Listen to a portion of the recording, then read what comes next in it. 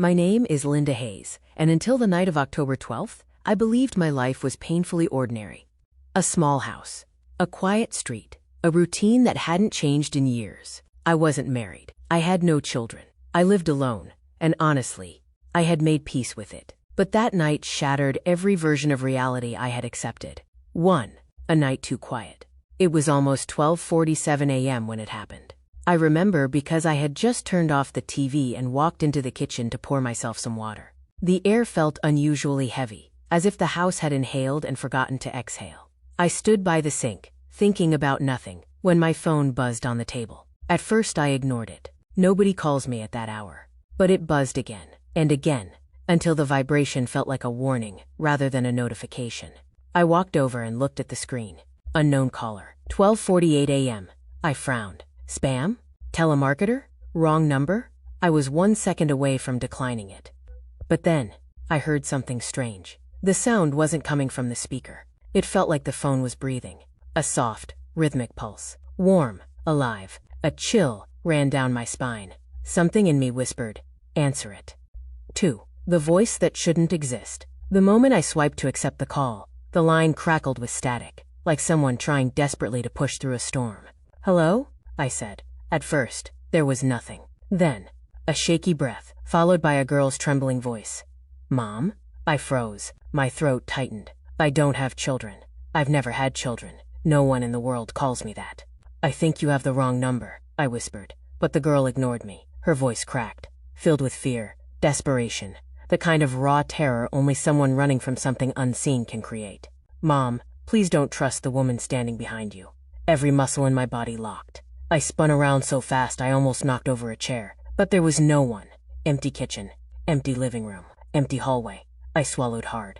There's no one here," I stammered. But the girl cried harder. "She's coming, Mom. She's not there yet.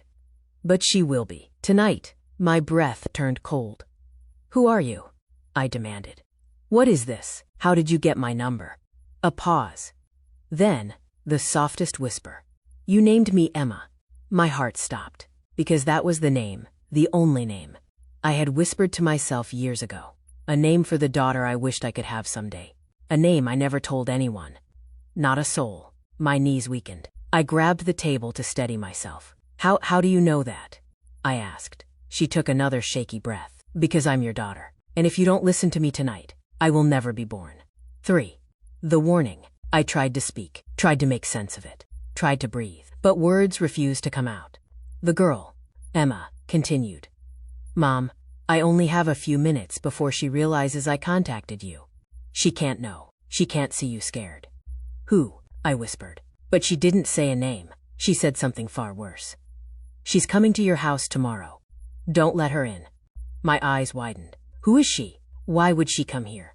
Emma's voice softened, like she was tired, or fading. "She's not human. Not anymore." My mouth went dry. "Emma, listen to me." My voice trembled. "If this is real, if you are real, why are you calling from the future?" Silence. Then, "Because you don't survive tonight, if I don't warn you." I felt the floor tilt beneath me. "What happens tonight?" I whispered, barely able to form words. Emma sobbed again. "Tonight, she gets inside your house." The line crackled violently, as if the signal was being ripped away. "Mom, listen, she's trying to rewrite our bloodline. She's been following us through." Static exploded so loud I dropped the phone. Emma? No response. Just a faint, broken whisper. "I love you, even if I never make it to your timeline." Then the call ended. A knock at 1:03 a.m. For a long moment, I stood there staring at the phone, my hand shaking so violently I had to set it down. This couldn't be real. I had to be dreaming. I had fallen asleep on the couch. Something, anything, logical. But then, 3 slow knocks echoed through the house. Knock, knock, knock. My heart slammed into my ribs. I walked to the front door like a sleepwalker, each step heavier than the last. I peered through the peephole. Nobody was there. But the air outside looked wrong, too dark, too still, as if the street itself was holding its breath. I stepped back, pulse racing. Then I saw it, underneath the door.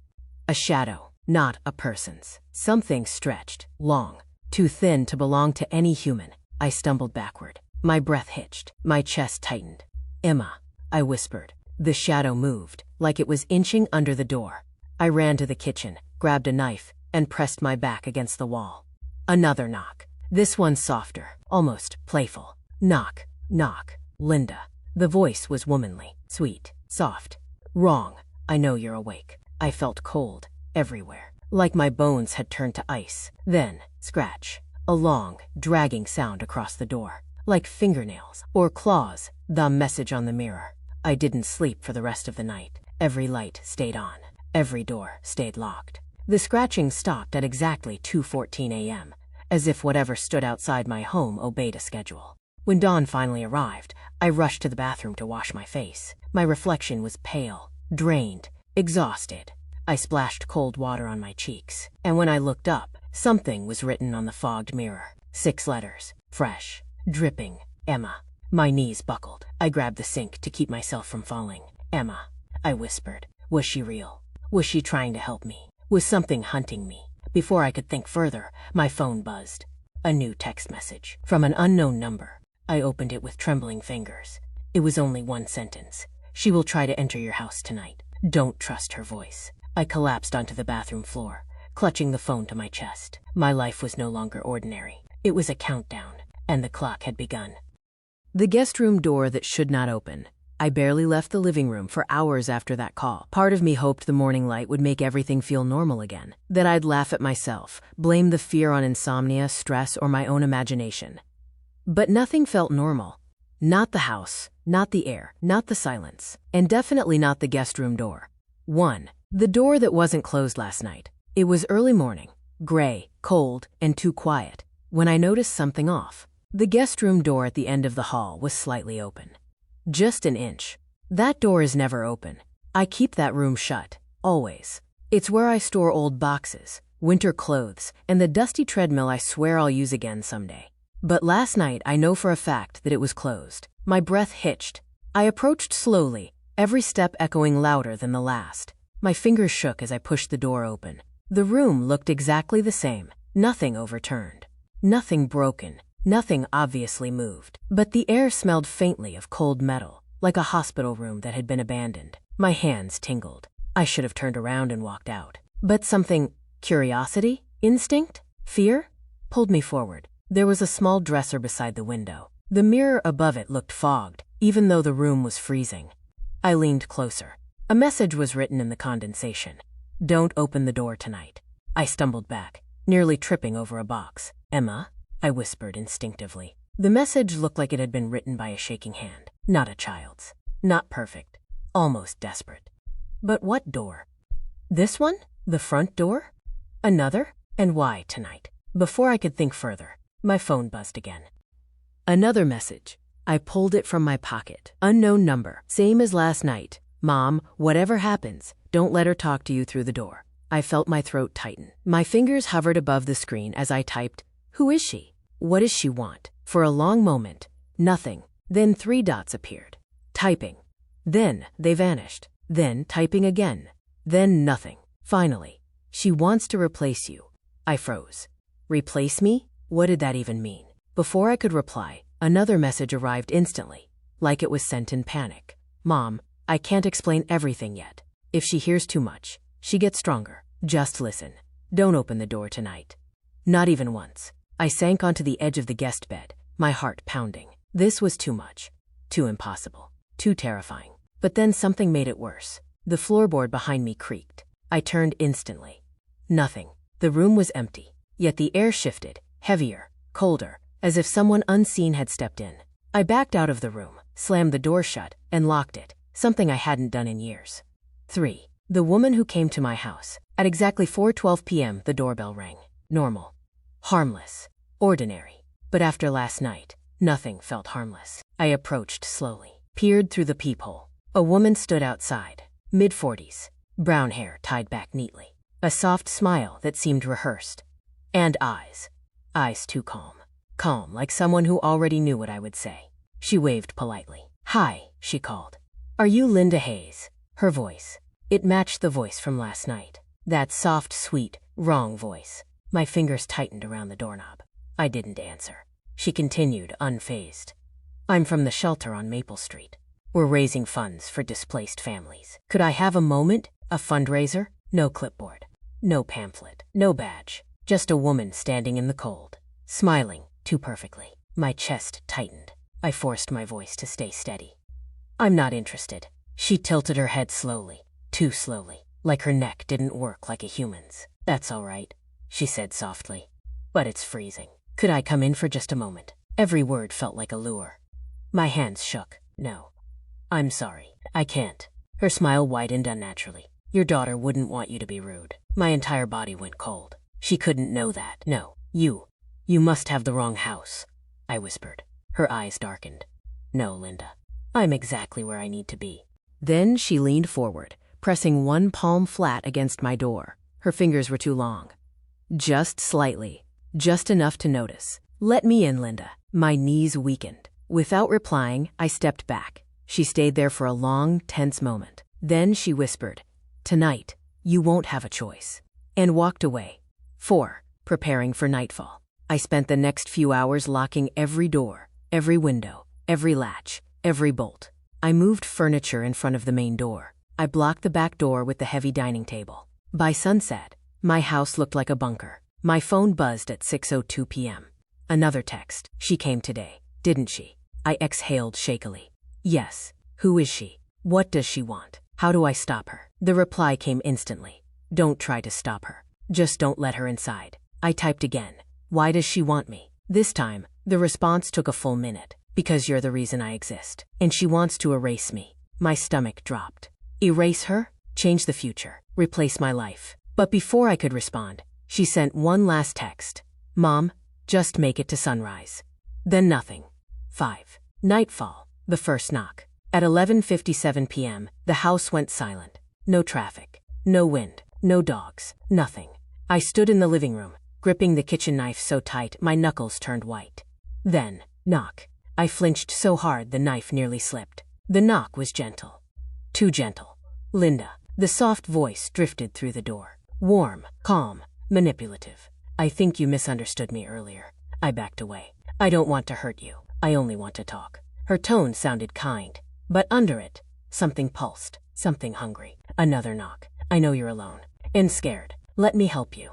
My breath caught. Her voice was getting sweeter, more persuasive, like honey hiding poison. I stepped backward until my legs hit the couch. Then, scratched out long, slow, patient, scraping across the wood. My chest tightened painfully. Linda, she whispered, I brought you something. Every instinct screamed at me to stay silent. But staying silent felt impossible. I swallowed. What do you want? The scratching stopped abruptly. The silence that followed felt alive. Then, I want you to let me in, so you don't have to be alone anymore. My grip on the knife trembled. I knew. If I said one wrong word, something terrible would happen. She knocked again, slower. Please open the door, Linda. It's cold. I'm tired. I'm not dangerous, but her shadow under the door, it shifted like smoke, like liquid, like it didn't belong to a human body. I backed away. Her voice hardened. Just slightly. I will keep knocking until you answer. 6. The door to the guest room. I fled down the hall, needing distance, needing air. That's when I heard something new. A soft tap. Not from the front door, from the guest room door. Tap. Tap. Tap. I froze mid-step. Then a faint voice whispered from inside the locked room. Mom? My heart nearly stopped. Emma. But the message on the mirror. Don't open the door tonight. And the text. Don't trust her voice. What if this wasn't Emma? What if she'd learned to mimic? I took slow, shaking steps backward. Emma, I whispered. Tap. Tap. Mom, please. I'm scared. Her voice sounded so real, so childlike, so heartbreakingly familiar. But was it her? Or was it the thing outside? I pressed my hand over my mouth to keep from replying. The house felt like it was holding its breath with me. Then, her voice changed. Lower. Wrong. Linda, open the door. I stumbled back. The tapping turned into pounding. Open it. The front door began shaking too. She was on both sides. Darkness pressed against every wall. I backed into the corner of the hallway, curling into myself, shaking uncontrollably. Please, I whispered to no one. Please, someone help me. Then my phone buzzed. A single message. From Emma. Don't move. Don't speak. I'm here. The night everything shifted. The hallway felt colder than winter. My back was pressed against the wall. My knees pulled up to my chest, and every muscle in my body trembled, not from the cold, but from the terror tightening around my ribs like a fist. 2 doors. 2 voices. One outside, one inside the guest room, both calling my name, both wanting me to open something, both sounding too close to human, but not close enough. My phone buzzed again. I grabbed it instantly, hands shaking. Emma, stay where you are. Don't respond to them. Them, plural. My throat tightened. Me. How many are there? A full minute passed. I stared at the screen so hard my eyes burned. Finally, just one. And she's trying to trick you. I exhaled, shakily. But before I could reply, boom. The front door shook, like someone had slammed their full weight into it. I jumped, dropping the phone, which clattered loudly on the wooden floor. Immediately, the voice outside the front door softened. Linda, sweetheart, that was an accident. Her voice slid through the bottom of the door like vapor. I'm not trying to scare you, but I could hear the strain under her tone, like she couldn't hold the sweetness anymore. A crack, a slip, a hunger. I scrambled to grab my phone again and typed with trembling fingers. Me. What does she want?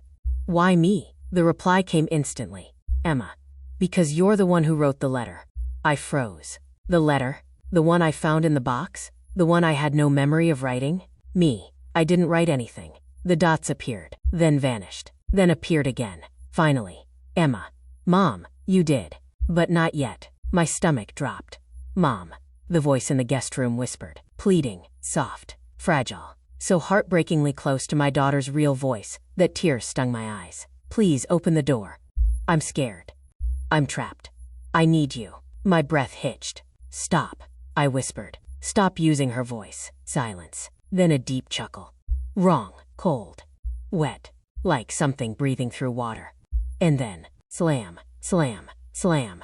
The guest room door shook violently. Let me. O-U-U-U-U-U-T. I pressed my hands over my ears. This couldn't be real.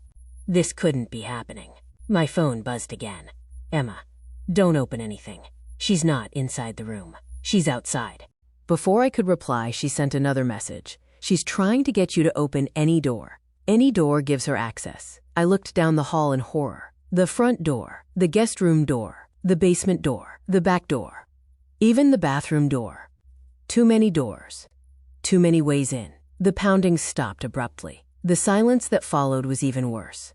1. The sound behind me. There was a slow, dragging sound in the hallway behind me, like a bare foot sliding across wood. But the hallway behind me was empty.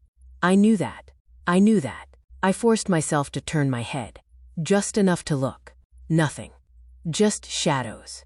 But then, tap, right beside my ear. I jerked away, my back slamming into the opposite wall. There was no one there, but the air was colder, heavier, like something invisible was leaning inches away from me. My phone buzzed in my hand. I checked it instantly. Emma, do not turn around again. Just keep facing the hallway. My breath caught.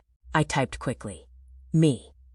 She's behind me? The reply, yes. My heart nearly burst out of my chest. I squeezed my eyes shut, trying not to sob. Another message appeared. She can't touch you unless you open a door. I clung to that sentence like a lifeline. If I stayed still, if I didn't open anything, she couldn't reach me. I could survive this. If I just knock. But this time, not from a door, from the wall, right beside my head. Then the softest whisper. Linda, turn around. I screamed. 2. The house starts breathing. The air in the hallway shifted, expanding, contracting, like the whole house was breathing in sync with something standing inches away from me. Every light flickered. The floor vibrated faintly. The front door handle started turning slowly, metal grinding softly, like someone testing it, learning it, understanding how it worked. My phone buzzed. Emma. Mom, look at me. How? Where? Then, my screen flashed. A video call. I answered immediately with shaking fingers. Emma appeared. But not the little girl I remembered. Older, maybe 18, maybe 20, brown eyes, long hair, a face that looked both like mine and not like mine. She was in a dim room, lit by a lamp behind her. She looked terrified. Mom, she whispered. I know this is confusing. I know you don't understand yet. But you have to trust me. I'm trying. I whispered, sobbing quietly. God, I'm trying. She leaned closer to the camera. Do not turn around. Do not answer her. Do not open anything. A loud rumble shook the whole living room. She flinched on the video. She's stronger tonight, Emma whispered, stronger than I expected. My hands shook. What is she? I asked. Emma looked down, her expression tight. She's a version of you. My breath stopped. What? Not confusion. Not disbelief. Actual paralysis. Emma continued. She's the version of you who opened the door. The version who didn't survive. Tears dripped down my cheeks. Mom, she whispered gently. She wants her life back, and she'll take yours to get it. 3. The door that should never open. A violent crash echoed from the front door. I screamed, covering my head. The wood cracked, splintered, fractured, but didn't break. Something hissed from the other side. Linda, I'm coming in. Emma's whisper snapped sharply. Mom, listen to me carefully. You have to go to the one door she can't breach. My eyes widened. What door? The door you locked. The guest room door. My skin crawled. That's where she wants me to go. No, Emma said urgently. That's where you need to go. That room belongs to the version of you who survived. She can't step into it. The front door cracked further. A long, deep fracture, tearing down the center. Go, Emma shouted. Now. I forced myself to stand, legs trembling, breath ragged. The hallway stretched before me like a tunnel. Behind me, breathing, heavy, wet, hungry. I didn't look back. I couldn't. I ran, the hands under the door. As I sprinted down the hall, the lights above me blew out one by one. Pop, pop, pop, pop. By the time I reached the guest room door, the hallway was pitch black, except for the thin line of moonlight under the door. I slammed my palm against the doorknob. It was ice cold. I twisted it. The door wouldn't open. Locked. The key. Where was the key? I dropped to my knees, searching the floor. But before I could find anything, thin white fingers slid out from under the door. Not from the hall. From inside the guest room, my breath caught. The fingers curled upward, beckoning. Come inside, Linda. No. Emma screamed through the phone. Not that one. She's in that room now. Run. My heart stopped. She had tricked me. She had gotten inside. The fingers under the door flattened and spread wider, too wide, bending like liquid bone. I stumbled to my feet and ran toward the only place left, my bedroom, the only door left I hadn't checked. I slammed it shut behind me and locked it, pressing my back against the wood as something slammed into the hallway walls. My phone buzzed again. A final message from Emma. Mom, whatever happens next, remember your letter. I stared at the glowing screen, through trembling fingers. What letter? I whispered. No answer. Just silence. And then, a slow, deliberate knock on my bedroom door. The night I finally understood. I didn't sleep that night. I couldn't. Every time I closed my eyes, I saw the same image. My mom, sitting at her sewing machine, smiling at something only she could see. And that shadowy silhouette standing behind her, watching us both. But this time, it was different. Because now I finally knew. That silhouette wasn't a stranger. It wasn't a ghost. It wasn't an imaginary childhood creation. It was someone I had allowed into my adult life, without realizing it. Someone who had never left me. Someone who had always been there. Watching. Waiting. And now, returning. The breath on the glass. It was around 3:17 a.m. when I heard it again. That soft, damp breath fogging the bedroom window. FFFFF. I didn't move. I didn't even turn my head. Slowly, very slowly, I reached for my phone and opened the camera app. The screen lit up my face in a cold glow. Then, I turned the front camera toward the window behind me. At first, I saw nothing, just darkness. But then, a faint shape appeared on the glass. Not a face, not a figure. Just a palm print, and 4 claw-like drag marks beneath it. I froze. That wasn't possible. The guest room window was 2 stories high. No one could reach it without a ladder. Unless they weren't outside. They were inside the house. My throat tightened. Very, very slowly. I turned my head toward the window. Nothing. But the breath pattern was still there. Moist. Warm. Fresh. Someone had been standing there seconds ago. The sound from the guest room. I needed answers. No more running. No more pretending this wasn't happening. No more denying the thing that had attached itself to my family. I stepped into the hallway. The air was cold. Too cold. And then I heard it. The door of the guest room creaked. Just slightly. The same door my mom warned me about. The same door she begged me, never to open. I held my breath and listened. Thump. A slow, dragging sound moved inside the room. Then, knock, knock, knock. But it wasn't knocking on the door. It was knocking from inside the closet. My mom's words came rushing back. Never open that closet if you hear knocking. Just walk away. I didn't walk away because something inside me, a memory, a feeling, a voice I didn't know I had, whispered, if you don't open it now, it will follow you forever. My hand shook as I reached toward the doorknob. The closet. As soon as I opened the guest room door, the smell hit me. Cold air, dust, and something metallic, like old coins or dried blood. The knocking grew louder. Knock, knock, knock. I slowly walked toward the closet, my fingers wrapped around the handle. I counted quietly. 1, 2, 3. And then I pulled it open. Inside, it was empty, completely empty, except for a single white envelope lying on the closet floor. My chest tightened. My handwriting was on it. My handwriting, but older, like someone who had lived a long time. Someone tired. Someone at the end of something. The envelope said, "For my younger self, read alone." My heart stopped. I reached down and picked up the envelope. The moment my fingers touched it, the room behind me went silent. Too silent. Like the air had been sucked out. Like the house itself was holding its breath. I opened the letter. The letter from me. To me. The letter was written in shaky cursive. Familiar, but worn. Mine. And yet, not mine. The first sentence made my hands go cold. If you're reading this, you finally found the place where it came from. I swallowed hard and kept reading. It appears first, when you are young, when you are vulnerable, when someone hurts you deeply. It attaches itself to your fear and grows with you. You will think it's imaginary. Then you will think it's a ghost. Then you will think it's a memory. It is none of those. My vision blurred. My hands shook. I read on. It feeds on the trauma you don't heal. It follows you into adulthood. It becomes the people you trust. It becomes the love you choose. My heart stopped when I reached the next line. And one day, it becomes someone you let into your home. I felt the blood drain from my face. This thing, this darkness, this intruder, it wasn't a stranger. It wasn't supernatural. It was a shape, a voice, a form of the one trauma I never healed. My fear of abandonment, my fear of love, my fear of being used again. And then I read the final lines. Do not run from it.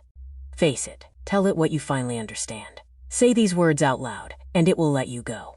My hands trembled as I read the final sentence. Say, you are not real. You are a memory. I survived.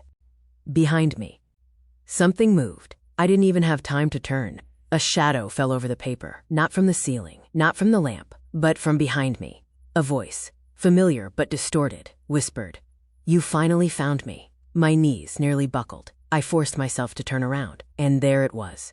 Not a man, not a monster, just a tall, shapeless figure made entirely of darkness. My darkness, the parts of myself I never faced. It had no eyes, but I felt it looking at me. It stepped closer. My breath broke. My heart raced.